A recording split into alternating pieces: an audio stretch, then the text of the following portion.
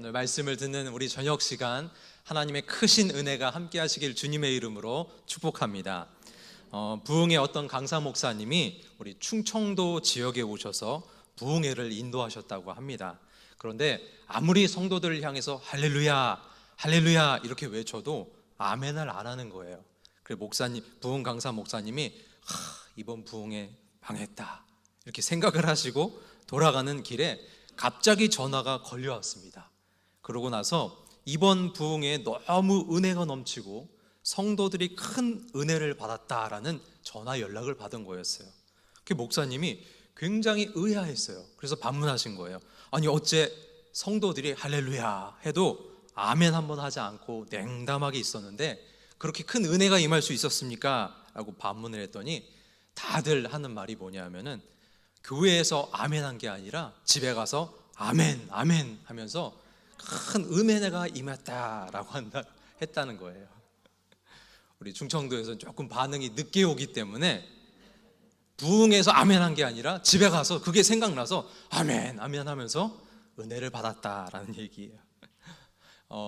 이 지역별로 또 이게 충청도만의 특색이 있는데 어떤 교회 목사님이 이제 교회 교인이 이사를 하게 되어가지고 전화를 하신 거예요.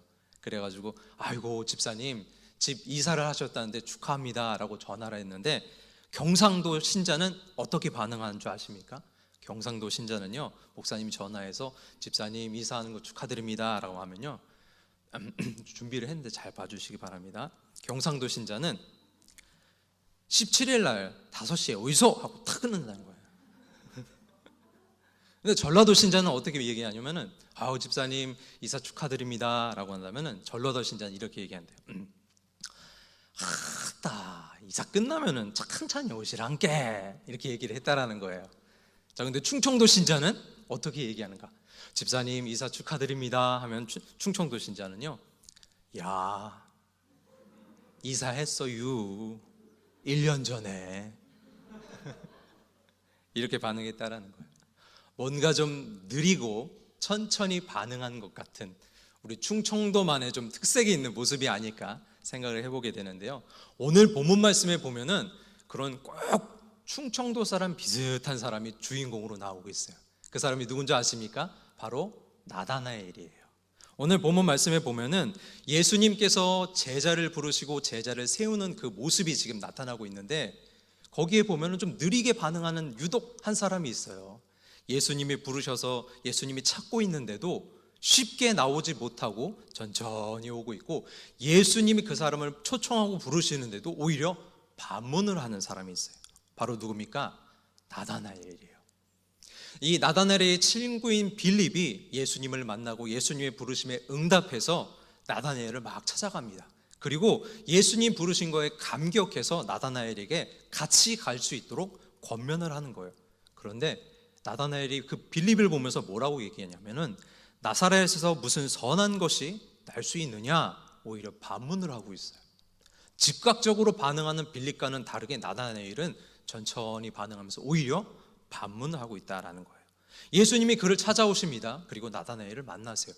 나다나엘을 보시자마자 저 사람은 참 이스라엘 사람이다. 저 속에는 간사한 것이 없는 사람이다 라고 칭찬을 하세요. 칭찬하면 기분이 좋아야 되잖아요. 근데 나다나엘이 이렇게 반응해요. 나를 어떻게 아십니까? 오히려 반문을 한다라는 거예요.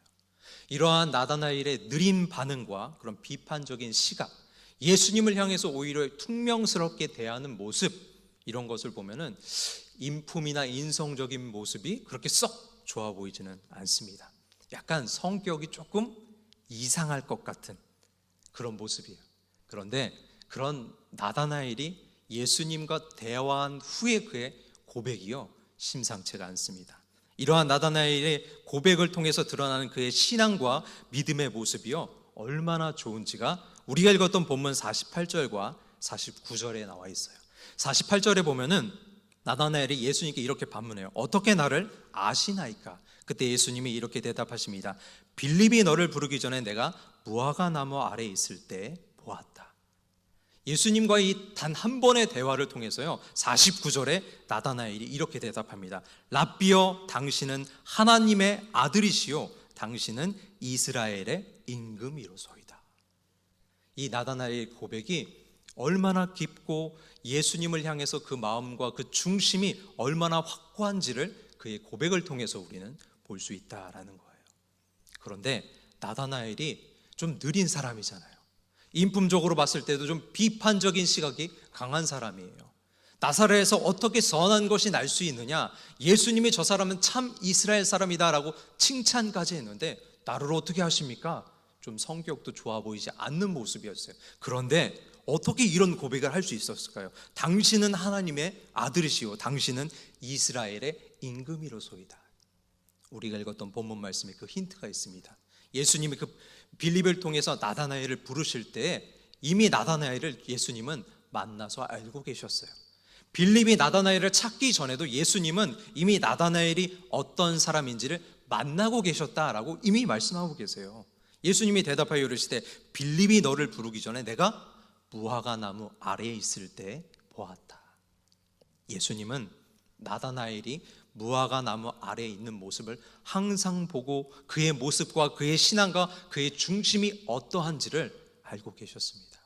나다나엘이 이런 고백을 할 수 있었던 것, 좀 느리고 성품이 좀 안 좋은 모습처럼 보여지는 그 비판적인 시각을 가지고 있음에도 불구하고 예수님을 향해서 복음의 절절한 고백을 할 수 있었던 이유, 그것은 나다나엘이 그 무화과 나무 아래에서 주님과 만나고 주님과 교제하고 있었기 때문인 것입니다.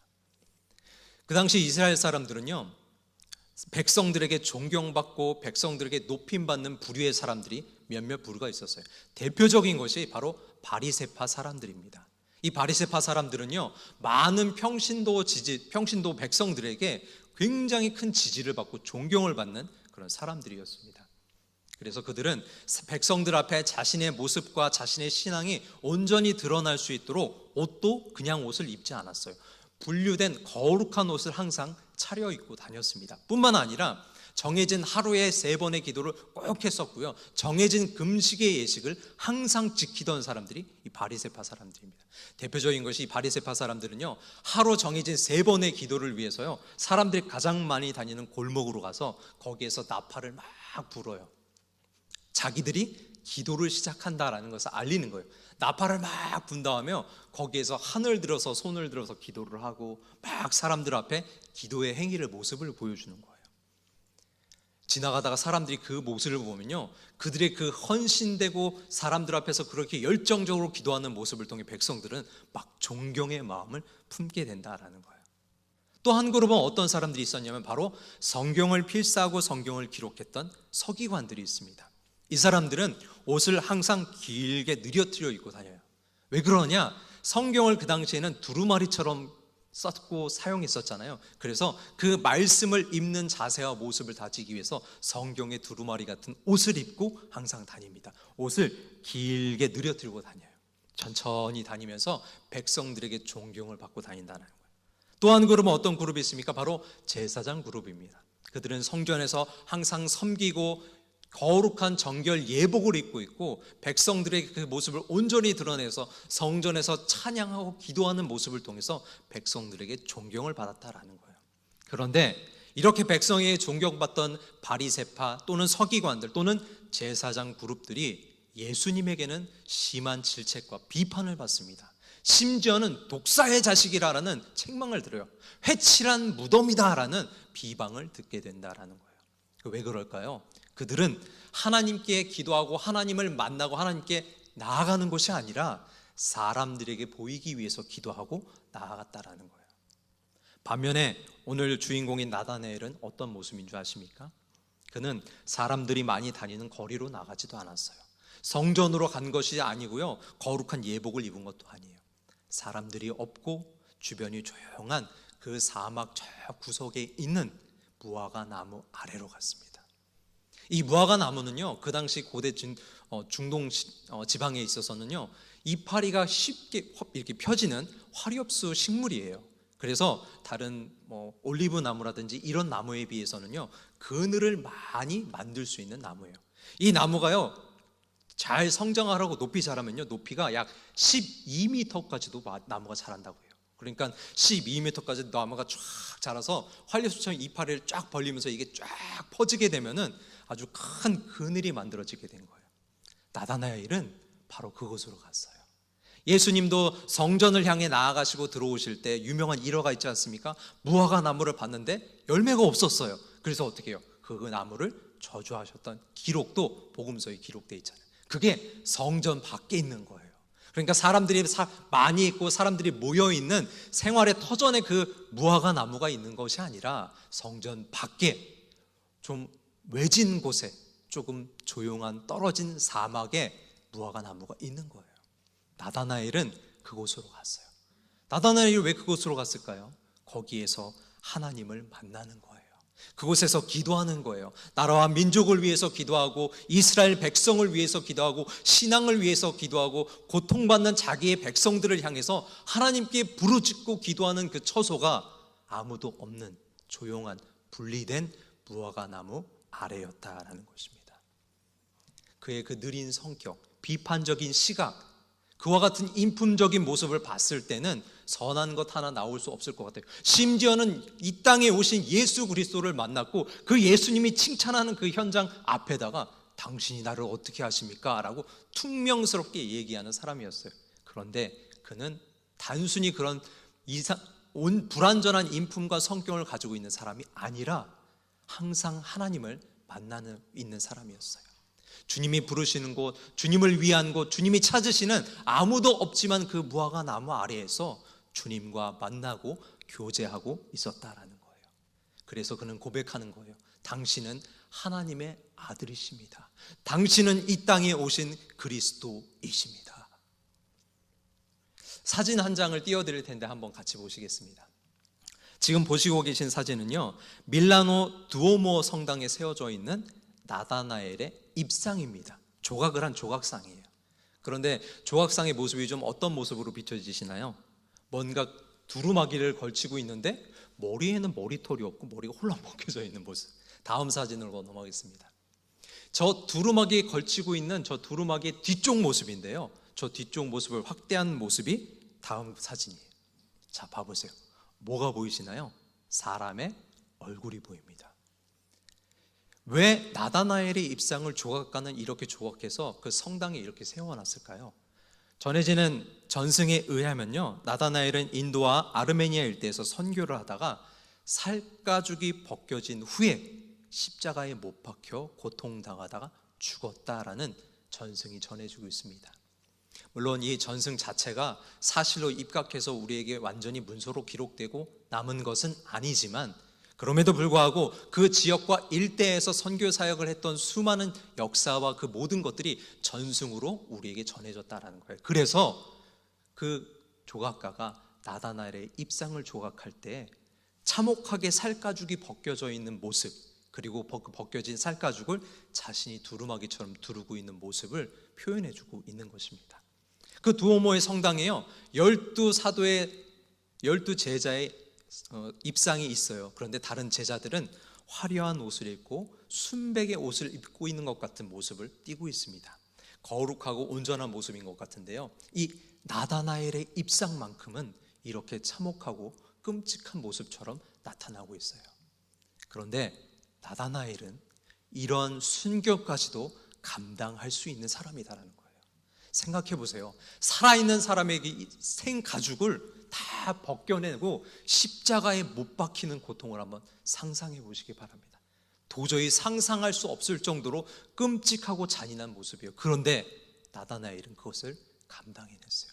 그 모진 고통 속에서도요, 예수님을 배교하지 않았어요. 그 참혹한 고통의 현장에서도요, 단 한 번도 부정의 입술을 내지 않았고요, 나다나엘은 그렇게 순교하였다라고 우리에게 전해주고 있습니다.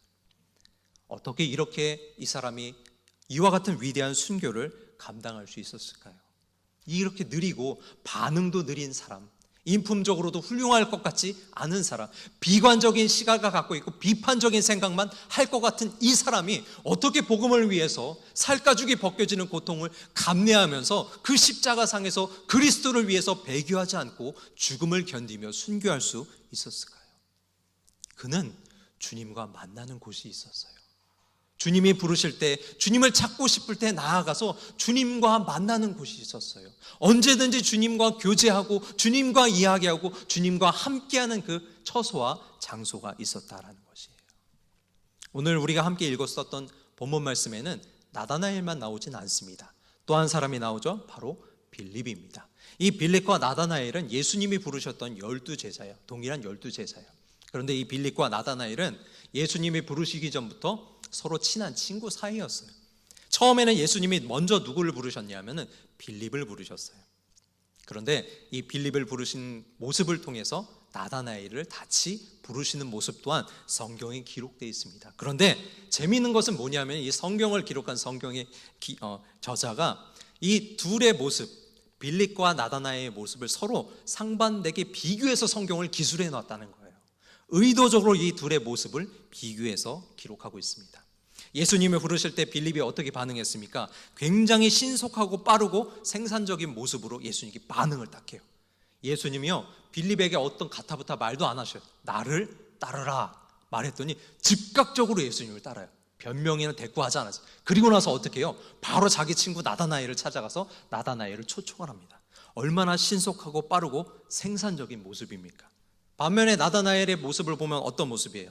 계산적이고 느리고 자꾸 비판적인 시각을 가지고 있는 모습이었다라는 거예요.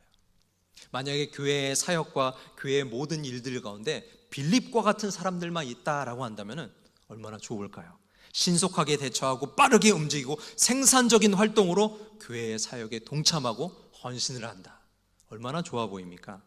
오히려 그런데요, 나다나엘과 같은 사람이요, 더 훌륭한 고백을 하는 모습을 우리는 보고 있어요. 왜 그러느냐? 이 빌립이 예수님이 자기를 찾으셨다는 모습, 자기를 부르셨을 때 그 감격을 가지고 나다나엘을 갑니다. 그리고 자신이 만났던 그 예수님을 이와 같이 고백해요. 뭐라고 고백하냐면은 모세가 율법에 기록하였고 여러 선지자가 기록한 그 일을 우리가 만났으니 요셉의 아들 나사렛 예수라. 나다나엘은 어떻게 고백했습니까? 당신은 하나님의 아들이시요 당신은 이스라엘의 임금이로소이다. 이 둘의 비교를, 이 둘의 고백을 한번 좀 잘 비교해 보면 좋을 것 같아요. 왜 그런가? 빌립이 고백하는 예수님은 무엇에 기초했는 줄 아십니까? 성경의 기록을 강조하고 있어요.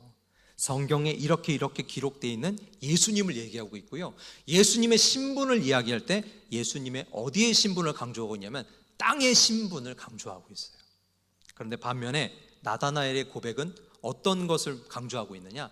내가 만난 그리스도를 지금 고백하고 있는 거예요.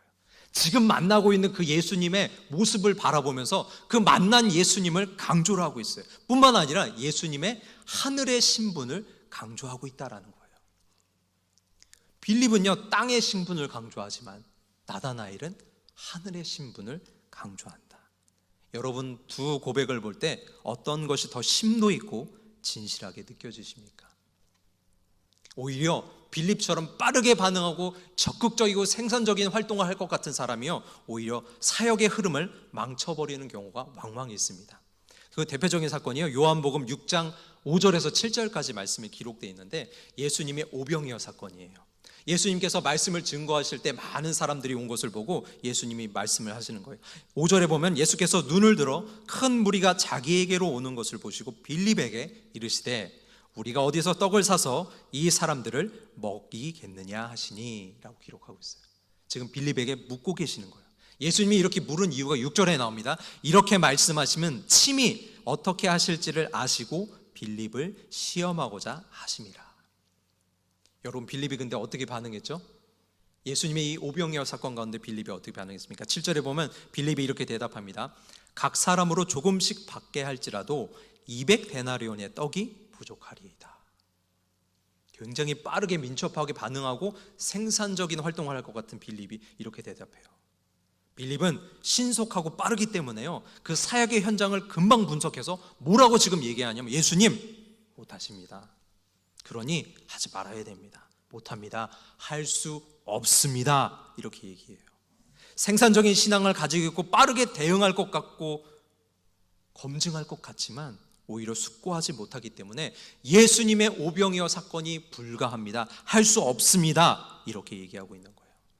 심지어 빌립 같은 사람은요, 너무 앞서가려고 하기 때문에요, 예수님의 그 본 모습, 본질의 모습에 집중하지 못하는 경우가 또 발생할 수 있어요. 요한복음 14장 말씀에 보면 이렇게 기록되어 있어요. 14장 8절에서 9절에 보면은 빌립이 이렇게 얘기합니다. 빌립이 이르되 주여 아버지를 우리에게 보여 주옵소서, 그리하면 족하겠나이다. 근데 예수님은 9절에 이렇게 대답해요. 예수께서 이르시되 빌립아, 내가 이렇게 오래 너희와 함께 있으되 내가 나를 알지 못하느냐? 나를 본 자는 아버지를 보았거늘 어찌하여 아버지를 보이라 하느냐? 이렇게 책망하고 있어요. 지금 우리가 읽었던 이 본문 말씀이 어떤 상황인지 여러분 상상이 되십니까? 예수님께서 십자가에 달리시기 전에 제자들이 막 마음에 근심이 있고 하니까 마음에 근심하지 말고 하나님을 믿으니 또 나를 믿으라, 그렇게 말씀하시면서 십자가의 사역을 지금 선포하고 있는 현장이에요. 근데 빌립이 뭐라고 얘기하고 있는 거예요? 아버지를 우리에게 보여주셔서, 하나님을 보여주세요, 이렇게 얘기하고 있는 거예요. 너무 성급하기 때문에 예수님의 본질과 사역에 집중하지 못하는 모습을 보여주고 있는 겁니다. 교회에 빌립과 같은 사람이 많으면 활발하고 봉사도 많이 하고 사람도 많이 데려오고 적극적으로 얼마나 좋겠어요. 그러나 이러한 사람이 본질에 대한 접근 없이 겉으로만 열심일 수 있다는 것을 우리는 경계해야 한다라는 거예요. 분명한 것은 빌립과 같은 신앙이 잘못되었다, 그런 얘기를 하는 게 아니에요. 그러므로 이와 같은 신앙을 고치자, 그렇게 얘기하는 것도 아니에요. 중요한 것은 뭐냐면은 적극적이지도 않고 또 굉장히 느리고 비판적인 사고를 가진, 인품적으로 훌륭할 것이 없어 보이는 이 나다나엘이 어떻게 예수님의 본질에 더 깊이 접근하였고, 단 한 번의 예수님과의 그 단 한 번의 만남에 복음의 본질을 꿰뚫는 고백을 하고, 또 가장 끔찍하지만 결코 배교하지 않는 위대한 순교를 감당할 수 있었는가라는 거예요. 주님께 책망만 듣던 빌립과는 다르게 이 나다나엘의 성경에 단 한 번의 이 기록만 남아있는데, 이 단 한 번의 기록만으로도 그의 모든 신앙과 믿음이 얼만큼 뛰어나고 위대한지를 우리가 어떻게 목도하게 되냐, 그 말이에요. 그것은 바로 빌립, 나다나엘이 주님과 만나는 곳이 있었기 때문이에요. 그곳이 어디죠? 무화과 나무 아래. 무화과 나무 아래. 아무도 없는 그 황량한 벌판, 거기에서 기도한다고 누가 듣는 것도 아니에요. 거기에서 기도한다고 누가 칭찬해 주는 것도 아니에요. 누가 박수 쳐주는 것도 아니에요. 그런데 그 무화과 나무 아래를 가요. 그 먼지 풀풀 날리고 바람 불면 광야에서 먼지가 막 와도요, 두건을 뒤집어 쓰고 그곳에서 기도를 해요. 그 무화과 나무 아래를 막 찾아가요. 힘들 때, 괴로울 때, 고통이 있을 때, 마음의 슬픔이 있을 때, 감당할 수 없는 문제를 짊어지고 어디로 가는 거예요? 주님과 만나는 무화과 나무 아래로 간다라는 거예요. 그렇기 때문에 그가 그와 같은 진실한 고백을 할 수 있을 뿐만 아니라 그 모든 어려운 환난과 고통을 뚫고 순교의 신앙을 우리에게 유산으로 남겨줄 수 있는 것입니다. 그러므로 하나님이 우리에게 요구하시는 것은 열심히 봉사하고 일 많이 하고 많은 달란트를 통해서 수많은 업적을 쌓는 것, 그게 아니라 나에게 오라 이거예요. 나는 너를 만나고 싶다. 나는 네 마음을 알고 싶다. 나와 함께 이야기하자. 나와 함께 신앙을 이야기하고, 나와 함께 비전을 이야기하고, 나와 함께 꿈꾸고, 네 아픔을 내가 감당할 수 있도록, 내가 너를 안아줄 수 있도록, 너를 붙잡아 줄 수 있도록 나에게로 오라. 나를 만나라. 나를 찾아라. 나와 만나는 곳으로 오라라고 주님이 말씀하고 계시는 거예요. 신명기 4장 29절 말씀에 그래서 이렇게 기록하고 있습니다. 그러나 내가 거기서 내 하나님 여호와를 찾게 되리니 만일 마음을 다하고 뜻을 다하여 그를 찾으면 만나리라. 무화과 나무 아래 그곳이 주님을 만나는 곳이었기 때문에 시험도 환난도 고통도 심지어는 죽음도 극복하고 이길 수 있었던 것입니다. 오늘 말씀을 듣는 우리 모든 성도들이 이와 같이 주님을 만나는 곳이 있음으로 말미암아 그곳을 통해서 우리의 모든 어려움과 환경을 극복하고 주님 앞에 진실한 고백을 감당하고 심지어는 종래의 순교까지도 감당할 수 있는 위대한 믿음의 신앙을 소유할 수 있기를 예수님의 이름으로 축복합니다. 우리가 주님을 만나는 그곳이 있기를 바라요.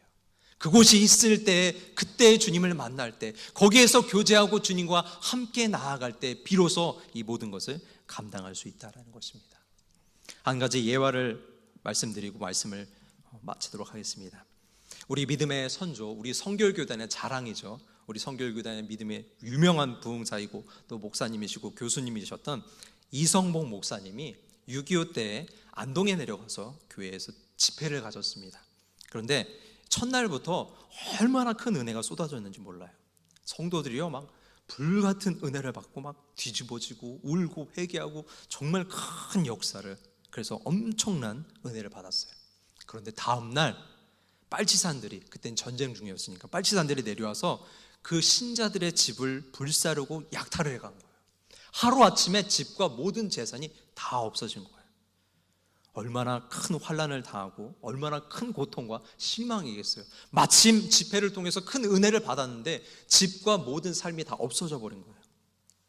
교회를 찾아온 성도들을 이성복 목사님이 위로하고 그들에게 낭망하지 말고 힘을 낼 것을 이야기하는데요, 오히려 이렇게 얘기하는 거예요. 목사님, 참 감사합니다. 그 전에는 집을 지키느라 부흥회를 해도 번갈아 다니면서 은혜를 마음껏 못 받았는데 이번에는 그 집들이 없어져서 온 식구들이 아이들까지 와서 몽땅 은혜를 받게 되었으니 참으로 감사합니다. 어떻게 이런 고백을 하죠? 집이 불타서 없어졌는데, 삶이 한순간에 망해버렸는데 어떻게 감사할 수 있어요? 주님과 만나니까 감사한 거예요.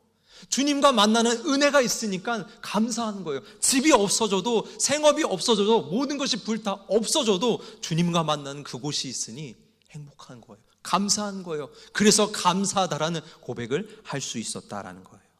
그때 그 교회에서 지은 노래가 가시밭에 백합화라는 찬양이에요. 그 당시에는 가사를 이렇게 썼어요. 가시밭에 백합화 주의 성도여, 쉬지 않고 찌르는 고통에 남 모르는 눈물이 몇 번이던고, 주님께서 내 눈물을 씻으리라. 동남풍아 불어라, 서북풍아 불어라. 가시밭에 백합화 나의 사랑은 아름다운 향기를 떨친다. 이 가사를 찬양사역자 최영택 장로님이 현대적인 시각으로 개사를 해서 만든 곡이 사람을 보며 세상을 볼 때라는 찬양이에요. 그래서 이렇게 가사가 되어 있어요. 사람을 보며 세상을 볼 땐 만족함이 없었네. 나의 하나님 그분을 뵐 땐 나는 만족하였네. 저기 빛나는 태양을 보라. 또 저기 서 있는 산을 보아라. 천지 지으신 우리 여호와 나를 사랑하시니 나의 하나님 한 분만으로 나는 만족하겠네. 동남풍아 불어라, 서북풍아 불어라. 가시밭에 백합화 예수 향기 날리니 할렐루야 아멘. 가시밭에 백합화 예수 향기 날리니 할렐루야 아멘. 이와 같은 고백, 이 모든 어려움과 고통의 문제를 해결하고 감사하고 주님과 만나는 감격이 있고 은혜의 체험이 있고 놀라운 변화의 역사가 어떻게 이루어집니까? 주님과 만남을 기대할 때, 주님이 부르시는 그곳에서 주님과 만날 때, 주님이 찾으실 때 그곳에서 주님과 함께 만나서 교제하고 이야기하고 기도할 때 주님과의 그 만남을 통해서 이와 같은 것을 감당할 수 있다는 것입니다. 우리에게 그 주님을 만나는 곳이 있기를 주님의 이름으로 축복합니다. 지금 우리가 무슨 시절을 보내고 있어요? 코로나 시절을 보내고 있어요. 교회에 오는 것도 쉽지 않아요. 눈치가 보이고요, 심지어는 교회 간다는 것 때문에 핍박과 고난까지도 감수해야 돼요. 그럼에도 불구하고 우리에게 주님과 만나는 곳이 있기를 예수님의 이름으로 축복해요. 꼭 교회 전이 아니어도 괜찮아요. 어느 곳이든 괜찮아요. 저 들판에 아무도 찾지 않는 무화과 나무 아래라 할지라도 괜찮아요. 그곳에서 주님과 만나기를 바라요. 그곳에서 주님이 부르시고 찾으시는 그 주님과 함께 교제하고 이야기하길 바라요. 그 주님과의 깊은 교제와 내밀한 만남이 있기를 바랍니다. 지금 우리는 또 함께 더불어서 사순절 기간을 보내고 있어요. 예수님이 이 땅에 오셔서 공생의 사역을 마치시고 위대한 십자가의 사역을 이루시는 것을 우리 마음속으로 되새기는 사순절 기간을 보내고 있어요. 이 기간을 그냥 보내지 말기를 바랍니다. 이 기간에 주님과 만나시기를 축복해요. 주님과 만나시고 주님이 만나시는 그곳으로 우리를 찾으실 때 그곳으로 나아가서 삶의 현장이든 가정이든 어디든 그 어느 곳이든지 주님과 만나고 교제하면서 주님과 더불어 이 모든 은혜를 함께 누릴 수 있기를 예수님의 이름으로 축복합니다. 우리 간증으로 봤던 찬양 사람을 보며 세상을 볼 때 우리 같이 찬양하실 텐데, 이 찬양 원래는 빠르게 불렀었잖아요. 근데 그 옛날 찬양 그 가사를 한번 생각하시면서 조금 약간 느리게 한번 찬양으로 한번 고백해 보겠습니다.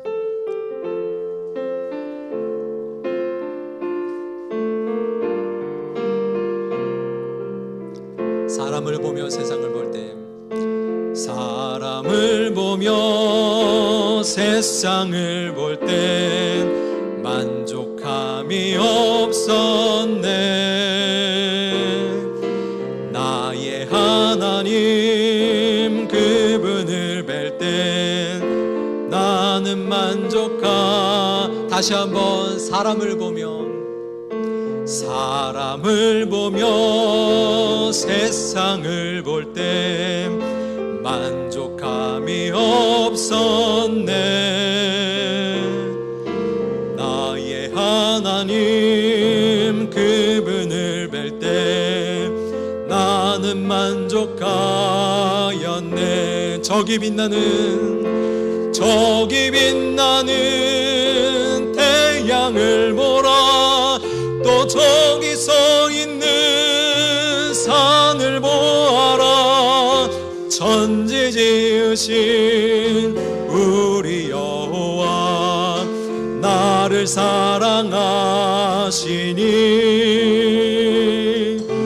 나의 하나님 한 분만으로 나는 만족하. 동남풍아 불어라. 동남풍아 불어라. 서북풍아 불어라. 가시밭에 백합화 예수 향기 날리니. 할렐루야 아멘. 가시밭에 백합화 예수 향기 날리니. 할렐루야. 다시 한번 고백할 때 동남풍아 불어라. 동남풍아 불어라. 서북풍아 불어라. 가시밭에 백합화 예수 향기 날리니. 할렐루야 아멘. 가시밭에 백합화 예수 향기 날리니. 할렐루야 아멘. 우리 이 시간 말씀을 생각하며 다 같이 기도하시겠습니다. 우리 살면은 참 많은 고통의 문제가 있습니다. 해결할 수 없는 인생의 고통의 어려움들이 있어요. 풀 수 없는 숙제와 이 마음에 있는 천근만근 같은 어려운 고통이 우리 삶 가운데 있다라는 거예요. 그럼에도 불구하고 우린 웃을 수 있어요. 기뻐할 수 있어요. 할렐루야 아멘 찬양할 수 있어요. 동남풍아 불어라. 서북풍아 불어라. 그래도 나는 가시밭에서 예수를 찬양하리라. 나는 그래도 감사하리라. 기쁨으로 나가리라. 고백할 수 있다라는 거예요. 어떻게 해요? 주님을 만나는 곳이 있기 때문에, 주님이 부르시는 곳이 있기 때문에, 주님이 찾으시는 곳이 있기 때문에 그렇게 고백할 수 있다라는 거예요. 우리가 한번 다 같이 기도할까요? 그럼에도 불구하고 주님 나를 만나주신 그곳으로 나를 이끌어 주시옵소서. 주님이 찾으시는 그곳에서 주님과 함께 만나게 하옵소서. 주님과 만날 수 있는 그곳으로 나를 가게 하옵소서. 주님과 함께 교제하게 하옵소서. 기도하게 하옵소서. 주님과 그곳에서 교제하며 주님을 만날 수 있도록 인도하여 주시옵소서. 우리 다 같이 사모하는 심령 가지고 다 같이 주여 세 번 크게 부르짖고 통성으로 기도하겠습니다. 주여 주여